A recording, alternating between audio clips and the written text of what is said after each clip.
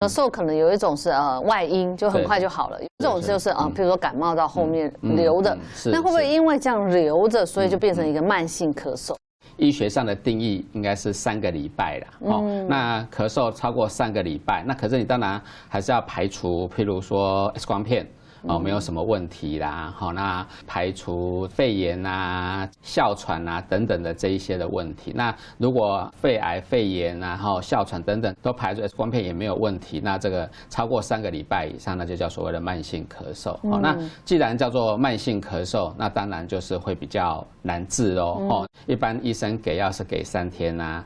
慢性咳嗽的话，那可能给药就是7天起跳，那可能是2个礼拜，甚至可以开到1个月这样子。也就是说，有些人感冒为什么好了，然后咳嗽不好，到底是什么原因呢？那这个东西就牵涉到我们人体的这个机理的一个关系啦。就是说，从前面讲的诱发咳嗽的因素太多了，就是你排除了这些诱发因素以后，那些外感症状几乎都已经好了。可是你拖久了以后，疾病就会入里。那入里了以后，它就会刺激的那些黏膜啊、那些纤毛，甚至变成有点敏感。那所以有人就会把它讲成说是这个过敏性的咳嗽。那原则上医学上是没有过敏性的咳嗽这一个，原则上医学上就是讲说慢性咳嗽。那这个咳嗽原因蛮多的。那在中医也讲到说5脏6腑皆令人咳。也就是说不只是只有肺脏的这个问题，肝心脾肺肾等等的都会有这样子的一个问题。那当然就是说我们在咳嗽的时候，还是可以透过一些穴位嘛来做一些缓解。那接下来就要请医生来分享哪些穴位按一按之后呢，可以让我们的咳嗽减缓一下，比较舒服。咳嗽当然第一个介绍这个所谓的这个天突那天突就在我们这个胸骨这个上面这个凹窝的一个地方，因为它直接就刺激到我们的气管，它等于是有这个立竿见影的一个效果。那另外一个就是云门。那云门这个我们要手叉腰，我们的锁骨下面这个地方就会有一个凹窝出现。这个医书上认为这个肺所在的一个位置，也是一个非常非常有效的一个穴位。那另外一个就是我们这个所谓手上的一个这个肺经的这个尺泽穴。那尺泽穴就在这个手横纹的这个地方，你在动一动的时候会有筋，然后那就在筋的这个外面。那你就是这样子给它按压。那另外太渊，那我们说脉会太渊，那就是我们把脉的一个位置，就在横纹的这个地方。那我们一般把脉的时候，我们是这样子把自己的脉的话会是这样子把。那就是这个食指所到的这个地方。那合谷穴。那合谷穴就是你把拇指一夹的突出来，肉最多的地方。那这地方就往下压。合谷穴按摩非常的方便，所以你如果在车上啊，在捷运上咳嗽的时候，你就是可以自己拿起来按一按，就可以让它迅速的一个缓解。像每个地方要按多久？就是按一下就有效果？原则上我们大概都是以30下为一个原则。那30下就能够达到刺激的一个效果。那30下以后，你的这个手可能也酸了，你就是再休息一下，就再按30下。那这样子的话，它还可以避免这个穴道的一个疲劳。这个按摩养生治病啊，就是要自然要放松不要急切操作，在一个比较心情一个平静的一个情况之下很悠闲的好好的按它。我们说这个指压按摩这东西是勤有益而惜无功嘛。那在饮食上呢，其实流传了1000年，也有一些很好的一个食疗方对于咳嗽的一个治疗嘛。医师今天要介绍的是，就是川贝蜜梨饮那就是水梨1颗，贝母7克。那你可以直接放，也可以把它磨粉蜂蜜10毫升，冰糖5克啦。把水梨洗干净以后，不用削皮，先从上面切掉1/5那当做盖子，再用刀子把里面的芯给挖掉，再放到碗中，用电锅或蒸笼隔水加热30到40分钟。熬好了以后呢，这个汤还有那个肉都可以吃的。那有些人如果嫌它不够美味的话，因为川贝有点苦，那你可以再加一些蜂蜜一起调味。那蜂蜜本身也有止咳的一个作用。我想问一下这个川贝现在是7克，是差不多这样子的一个梨子嘛？就是说我们自己是不是可以调整，还是说它不适合太多？哦，它是可以调整的。在医生的立场上，我们会认为川贝应该是多多益善啊，哦，因为它是治咳的一个很好的一个疗效。冰糖也是啊，那冰糖它本身也是有一点点止咳的作用，它效果当然没有那个蜂蜜好。OK， 就是也要提醒观众朋友，很多人啊，之前在做这一道料理的时候，像我朋友就问我说：“哎，那个皮要不要削啊？”其实是皮是要留着的。是皮留着蒸的时候哈，药气啊才不会散开。那你吃是吃里面的果肉嘛，还有喝里面的汤，而且水梨的皮本来很多人都一起把它吃下去。对啊，其实它皮蛮好吃。像我自己的做法，我不是把它切剖开，我是把它削了之后，然后皮铺在下面，然后肉把它切块，等于说你蒸好就直接可以吃了，然后汤就直接喝，它皮也就不要了。这是一个很好的一个食疗的料理，我觉得也很适合全家吃，有时候当点心吃也蛮好，尤其是咳嗽可以吃起。那当然除了这个之外呢，我们今天也要提供给观众朋友另外一道食疗。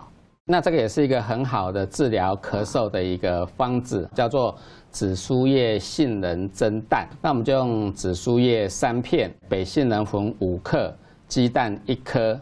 然后鸡蛋加入1汤匙的水，把它打散以后，杏仁粉跟香切碎的紫苏叶就拌入蛋中，搅拌均匀。那把它放到电锅或隔水蒸这个7分钟，就跟一般蒸蛋是一样的。那它比较适合这个风寒的一个咳嗽。那紫苏叶它本来就是有点辛温。所以风寒感冒初期也可以喝紫苏叶做的茶。它就是把它切碎煮茶就可以吃。对对对，那杏仁粉也是咳嗽啦、治肺常用的一个药。我想问一下医生，这个杏仁，如果我们单喝，譬如说杏仁调的杏仁饮啊，是不是也可以固肺气？可以啊。所以冬天有很多人喜欢喝热的这个杏仁茶。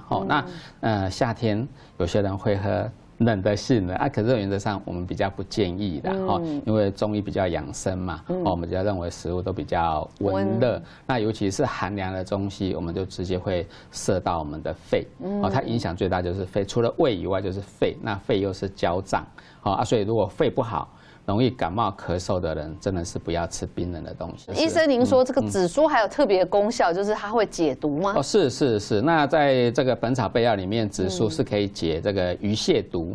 所以你知道那个日本料理，它比较高级的话，它除了 wasabi 以外，它还有一个紫苏叶。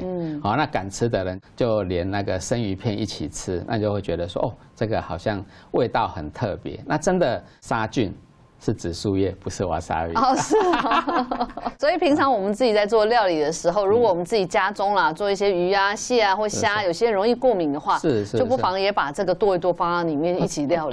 对，一起蒸、一起煮啊，或是把它当成一个摆饰也很不错，因为它那个气味是很强的所以它生的就很呛煮过以后，那个味道会融入到汤汁里面、食材里面，而且比较不会那么呛，更好入口这样子。其实老祖宗也有很多智慧嘛，就像以前早期可能那个药资不是那么的充裕的时候，有时候冬天冷啊，有流个鼻水，可能家中长辈就煮个姜茶，喝一喝好像就有效，就是有不同的一个方式来治疗，就是这种不同的一些咳嗽的状况。这个就是老祖宗的智慧，也就是说以前因为医药不发达，也没有办法看医生，那所以就是有一些小症状。那我们就是用一些这个以前认为有用的一个方法那像譬如说红糖姜汤嘛，会比较用在刚才所谓的这一些风寒型的那如果是风热的，可能就比较不适合。所以老祖宗的方法很多，每个人有每个人的适合的。那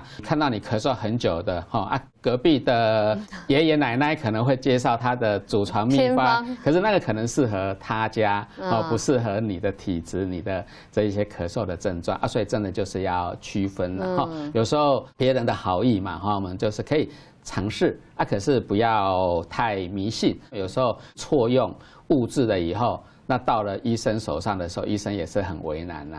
你已经不是刚才讲那么简单啦，可能是风寒湿燥虚都夹杂在一起的，那医生也是很头大。是讲到这个咳嗽嘛，因为我们最近这2年 COVID-19 就是肆虐全球，所以很多人在那个疫后会有一些症状，就咳不好。是。那这要怎么样去治疗呢？很多人可能现在就差不多5天7天就解隔离了，可是不要忘了后面还有一个所谓的长新冠症候群。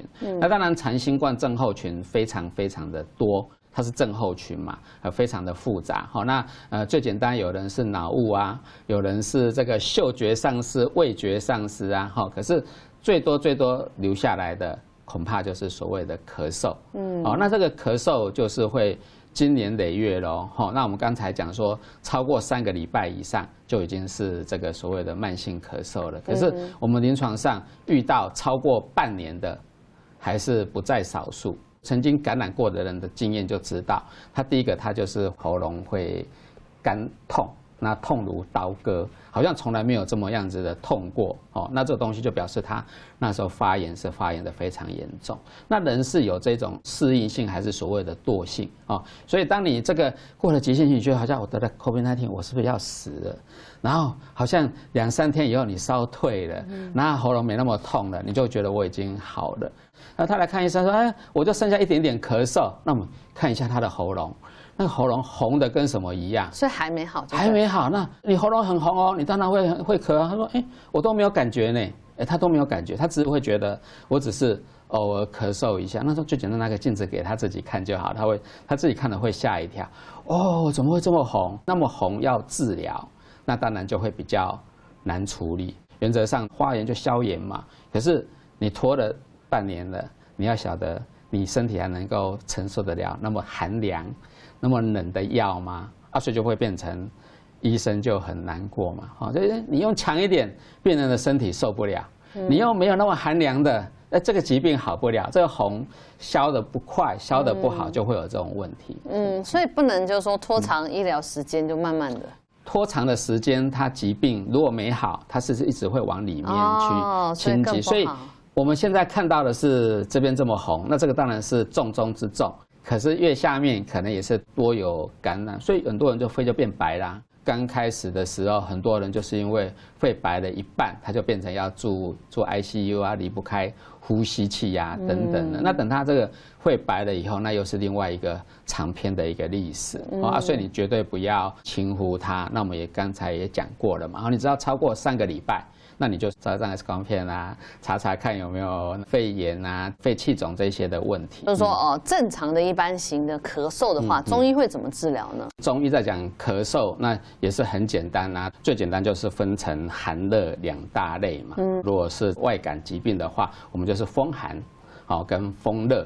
那风寒的咳嗽的声音会比较紧，这个痰会比较清晰。当然，我们中医是可以透过这个把脉的方式把脉。有些人会觉得好像很悬那其实感冒这种脉是最好把的啦如果说风寒咳嗽的话，那个脉拔起来就是浮的这个浮的就是说你搭上去，一下就摸到脉了。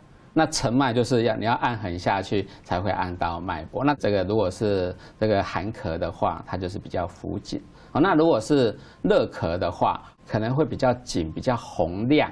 那它通常是比较没有痰，或它的痰是属于比较黄色啊、黄绿色啊，看起来也会比较多一点点。然后另外的话，就是说它的脉象就会比较浮速，因为是热所以它是比较快。那说我们一般心跳就72下。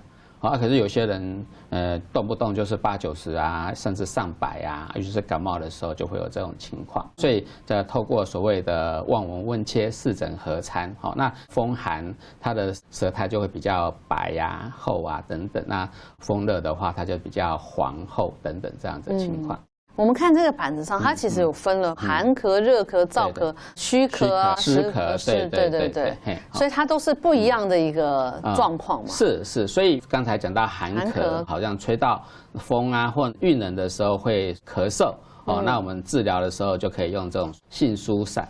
那热咳比较会有口燥咽干，口鼻会比较气热。